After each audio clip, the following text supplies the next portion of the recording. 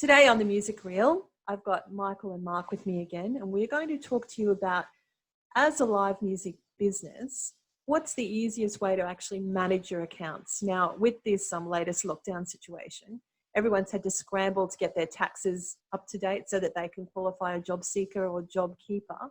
So now that we're looking at perhaps returning in July, what are the best ways for you to track your business so that, at any point, if you need to provide your figures, you've actually got access to that straight away?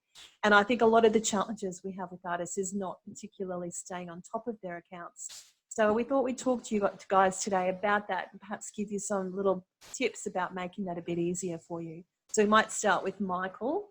What do you do, Michael? Well, look, I have an accountant because I'm not a super, the tax laws change all the time, and so many different things as a business that you need to be aware of all the time. So I actually find it far more beneficial to have an accountant. So what I still have to be personally responsible for adding in my invoices, keeping track of the acts in my, the guys in my band when I pay them. I've still got to do all my receipts. I've got to put that into a special Excel spreadsheet, which is the same basically as accounting software like Xero or something like that. But I have all those records, and it does all the formulations for me. And then I send that through to him, and we sit down, we go through it and make sure there's no mistakes and make sure that we're doing everything right. I just found with, all that sort of stuff always changes all the time, and having an accountant that is actively involved in your business will actually help you to notice, I'm spending too much money here, I can stop spending money here, I can invest in my business here to make it better over here. So all those little things, accountants are they're basically like financial advisors for your business, and it's such an important part of my business. Even with all the COVID-19 stuff and all that sort of stuff going on, my accountant has called me, not that he has to, but he's called me every week to check in on me, check how I'm going, make sure that I've done my forms and filled this out and filled that out. All those certain things just to make sure that we're on top of it all the time. And for me, it's such an important investment into my business, having a really good accountant that can help me get through all that sort of stuff.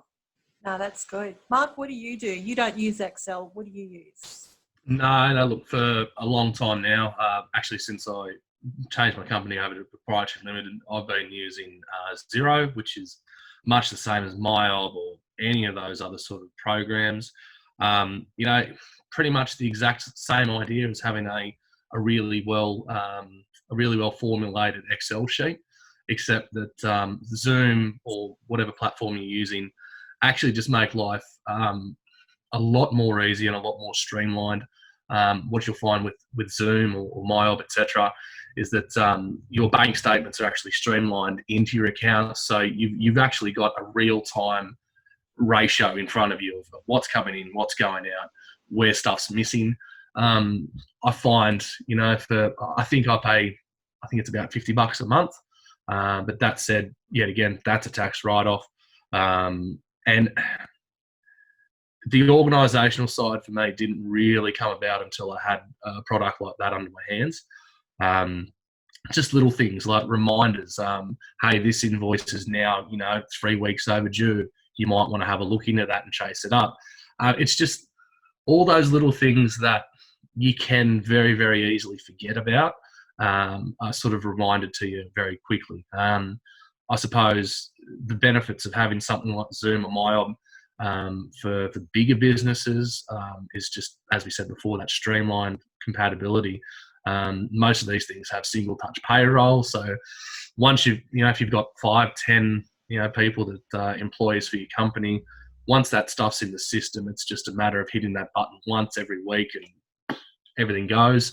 So you don't have to sit there on whatever your banking platform may be doing individual payments to different companies or different people. I suppose more than anything, it gives me a lot of time back, as well as having to input all all my invoices straight into the system.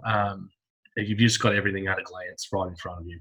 So my question for both of you is, so when we issue a contract to an act, how do you actually issue the contract straight into your Excel and your Xero, or do you wait until the invoice? Do you track the contract or the invoice? Which one do you track?